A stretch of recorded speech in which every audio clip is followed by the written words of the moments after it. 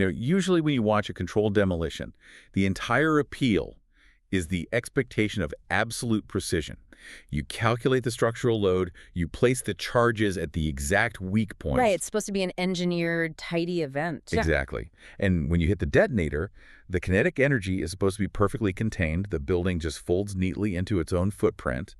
But imagine hitting that detonator, and instead of a neat collapse, the containment just completely fails. The blast forces just travel along the path of least resistance. Yeah, outward.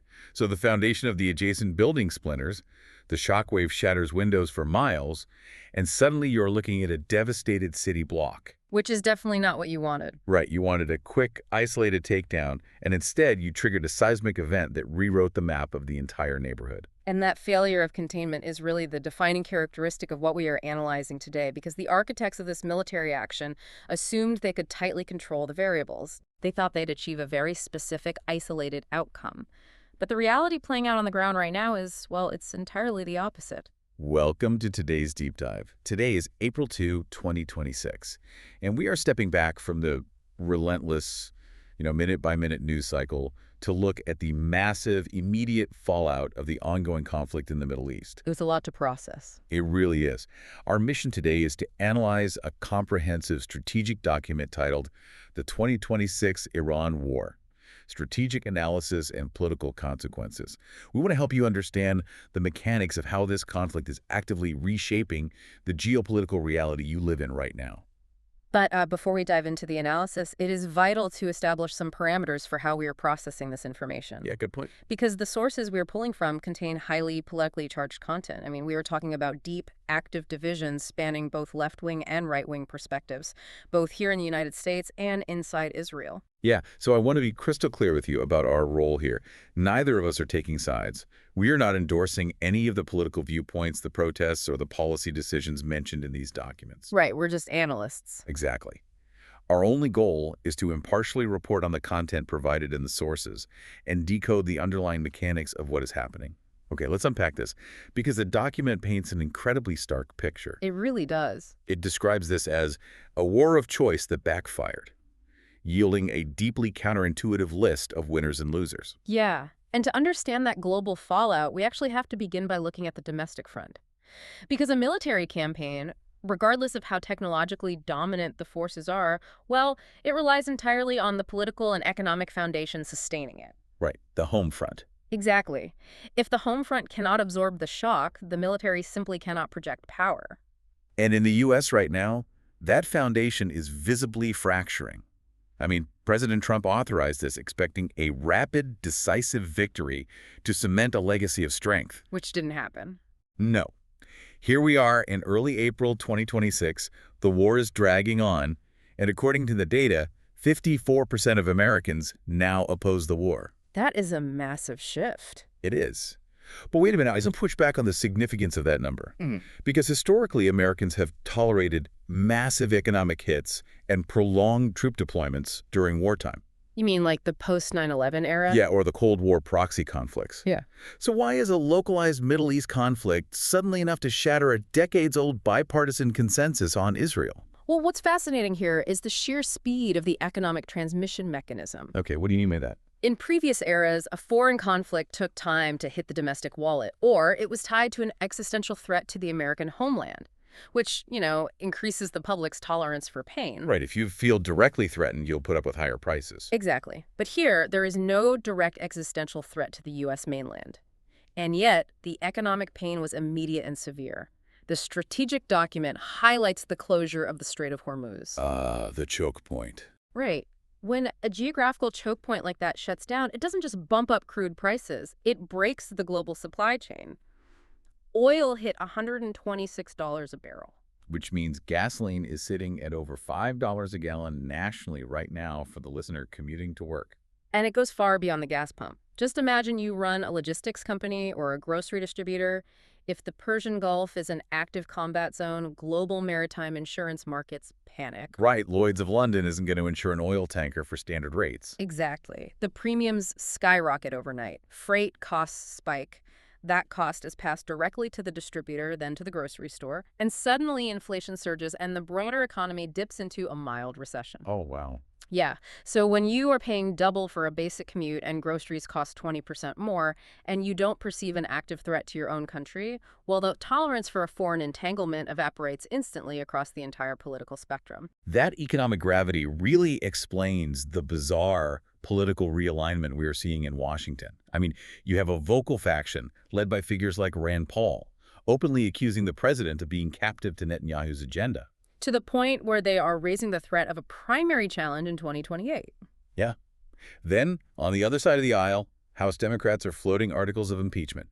They are arguing the administration misled Congress about the war's goals and failed to plan an exit strategy. It is wild. It's like buying a house expecting a quick, profitable flip, only to tear down a wall and find the whole foundation is rotten. Yeah. It's wild to see both Rand Paul and House Democrats effectively pushing against the same administration policy from completely different angles. The economic pressure is forcing two diametrically opposed political wings into a unified anti-war stance. And that frustration is bleeding directly into the institutions themselves.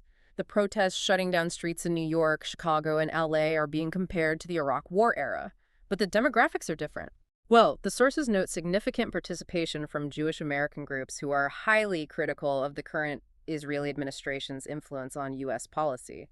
But perhaps more alarming for the Pentagon is the 15% drop in Army enlistment since the conflict began. A 15% drop in an all-volunteer force is a massive structural threat. It really is. The recruits are explicitly citing the fear of being drawn into an open-ended Middle East quagmire. They're looking at the lack of a clear endgame and simply opting out. Because a military recruit is making a calculated risk assessment, they will risk their lives for a defined mission with a clear objective. But when the perception shifts to fighting an endless war of attrition without a viable political solution, the social contract between the potential soldier and the state breaks down. And Congress is reading that exact sentiment from the voters. Even historically hawkish senators like Lindsey Graham are publicly questioning the strategic direction. Right. A Senate resolution for a time-limited authorization failed by just 3 votes. Just 3 votes. Now, there is a serious bipartisan push to revive the War Powers Act, demanding a vote every 90 days to continue hostilities. The legislative branch is actively trying to claw back military authority from the executive. Yeah, but that 15% drop in enlistment and the political exhaustion isn't happening in a vacuum. The United States has the luxury of an ocean separating it from the conflict zone. Right. When we look at Israel, the primary U.S. partner in this war, those same internal shockwaves are amplified to an existential level because there is no geographic buffer. Yeah, let's talk about that, because Prime Minister Netanyahu initially benefited from a massive rally around the flag effect. He saw his approval rating spike to 68%. Which is huge. But as the war dragged on and IDF casualties crossed the 300 mark by April 2026, that support completely collapsed down to 32%. Here's where it gets really interesting. Wait, how does a leader go from a massive 68% approval rating to facing military dissent from his own elite pilots in just a matter of months? If we connect this to the bigger picture, we have to look at how the Israeli Defense Forces operate. The IDF relies heavily on the integration of the civilian population through its reserve system. Okay. It is not like the U.S. military, where you have a separate, dedicated active duty class living on bases. In Israel, your accountant is a tank commander. Your lead software engineer is an artillery officer. Right, it's a citizen army. Exactly. So that 68% approval rating was a unified civilian response to an immediate perceived threat. But as the conflict evolved into a protracted war of attrition, the civilian-military boundary blurred. And the lack of a clear political objective began to aggressively corrode cohesion. And that corrosion is tearing the domestic political coalition to pieces. I mean, the ultra-Orthodox parties are threatening to leave the government entirely because their yeshiva students are facing the draft for reserve duty. Yeah, that's a massive fault line. And meanwhile, Defense Minister Yoav Gallant actually resigned. He publicly accused Netanyahu of prolonging the war purely for his own political survival. And that specific accusation acts as an accelerant for the public anger. Because Netanyahu's long-running corruption trials have resumed, and witnesses are actively linking his wartime decisions to securing favorable coverage from a media mogul. Oh, wow. Yeah, so when the defense minister points to self-interest and the prime minister is fighting corruption charges in court, the moral authority required to ask a civilian population to leave their families and risk their lives on the front lines vanishes. Which leads directly to the most unprecedented data point in this document. Reservist pilots, the absolute elite backbone of Israel's strike capability, are refusing orders to hit Iranian nuclear facilities. It's unheard of. They are citing the risk of sparking a wider regional war without a defined political endgame. I mean, that isn't just a protest. That is a fundamental rejection of the strategic logic of the campaign by the very people tasked with executing it. It demonstrates the ultimate breakdown of military-civilian trust.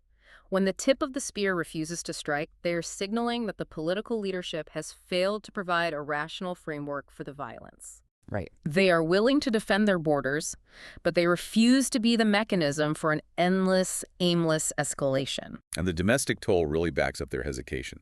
Families of the fallen and missing are staging sit-ins at the Knesset under the Bring Them Home movement. They're protesting poor evacuation plans and a lack of body armor. The economic hit is just as bad. Yeah, the war has already burned through $15 billion, forcing deep cuts to healthcare and education. The shekel has dropped 20%.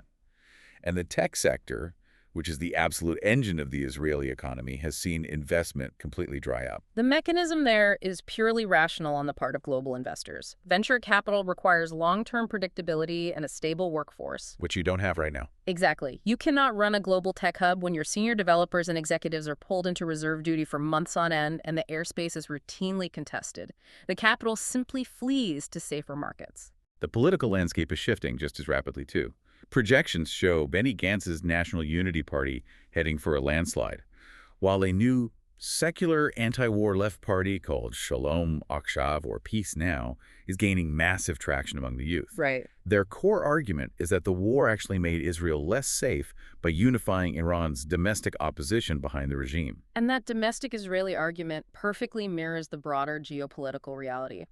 Because the U.S. and Israel are internally paralyzed and burning through political and economic capital, a massive power vacuum has opened across the Middle East. Yeah. Nature abhors a vacuum, and the shifting alliances are directly contradicting the original goals of the war.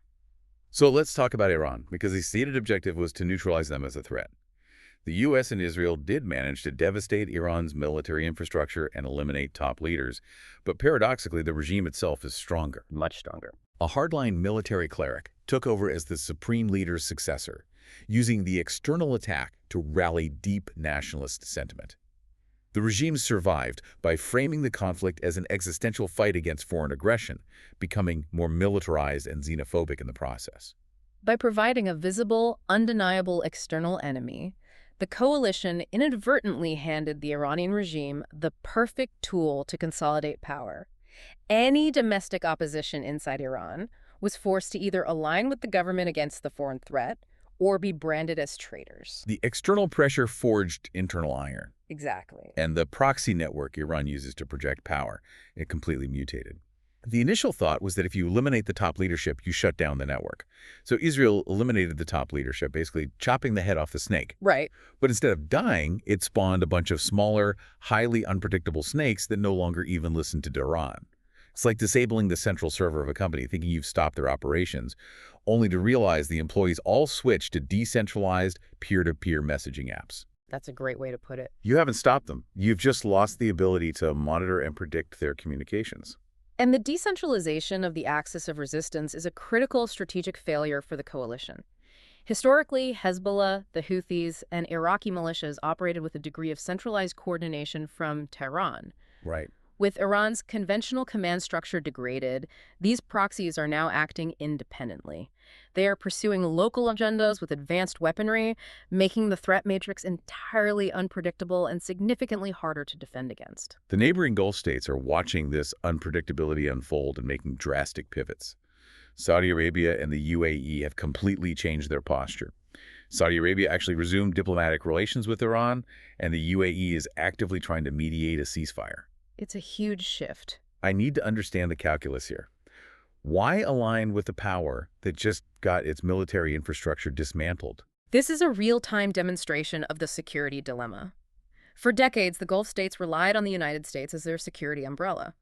They assumed American deterrence would keep Iran in check. Okay. But they just watched the U.S. spend massive resources and struggle to secure a clean victory against a mid-tier power. They realized Washington cannot guarantee their absolute safety in a protracted conflict. No. When your bodyguard proves vulnerable, Your neighbor's remaining weapons suddenly look far more terrifying. They did the math and realized deterrence failed. So appeasement, normalizing relations to avoid being targeted is their only viable survival To strategy. hug the enemy. Exactly. And because they no longer trust the U.S. umbrella, a literal nuclear arms race is kicking off. The Gulf states are seeking nuclear guarantees from the U.S. and Russia. Turkey and Egypt are suddenly aggressively pursuing nuclear energy. The war that was initiated to stop nuclear proliferation has somehow triggered a regional proliferation cascade. While Israel's own strategic deterrence has been shattered, Hezbollah has fired over 2,000 rockets into northern Israel. The Houthis are successfully blockading the Red Sea. It's a mess. And the Abraham Accords, the historic normalization of relations with Arab states that was supposed to redefine the region, are effectively dead.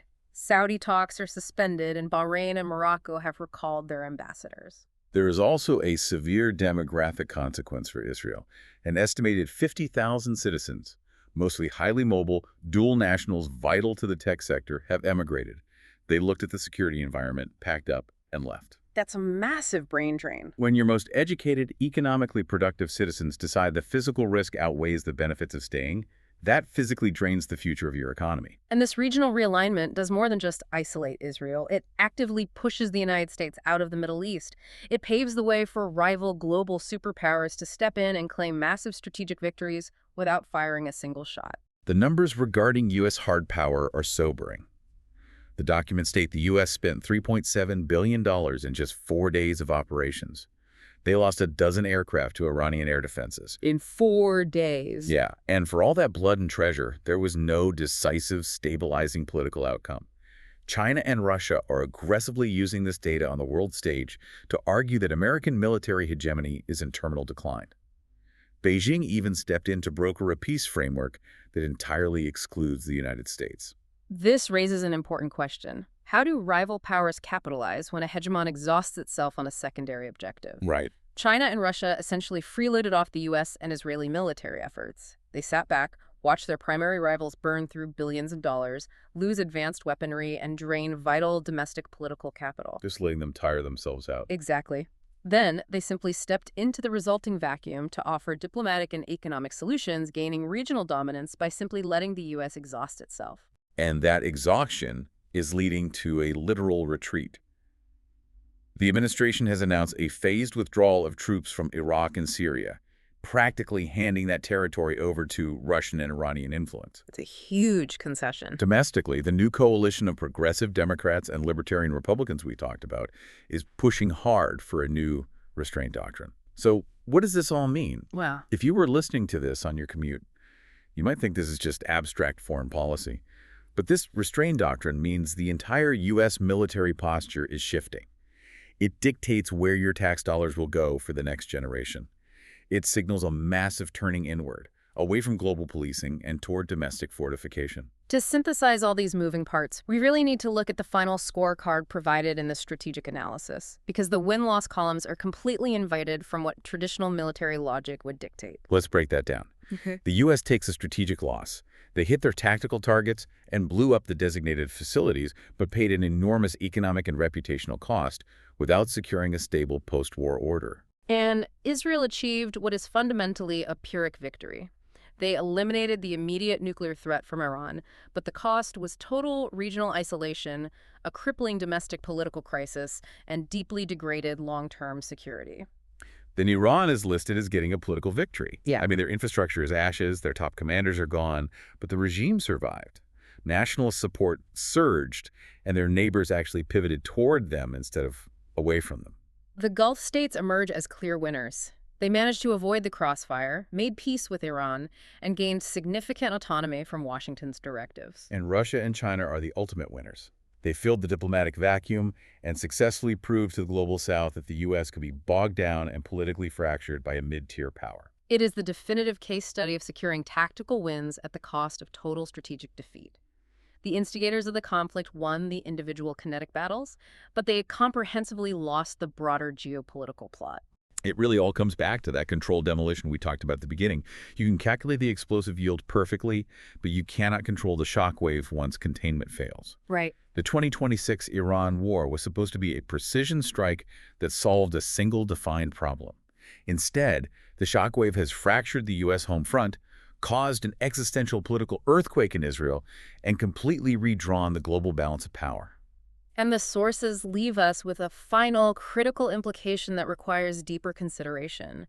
We know that leadership in China and Russia just watched the United States spend billions and lose a dozen advanced aircraft in 4 days against a mid-tier power, ultimately failing to achieve its political goals. Right. If you are sitting in Beijing right now, looking across the strait at Taiwan, well, or if you are in Moscow, looking at the map of Eastern Europe, how does witnessing the total exhaustion of American military and political resolve in the Middle East alter your timeline for the next major global conflict? Wow. That is a chilling question to leave on. Thank you for joining us on this deep dive. Keep questioning the headlines, keep looking at the bigger picture, and we will catch you next time.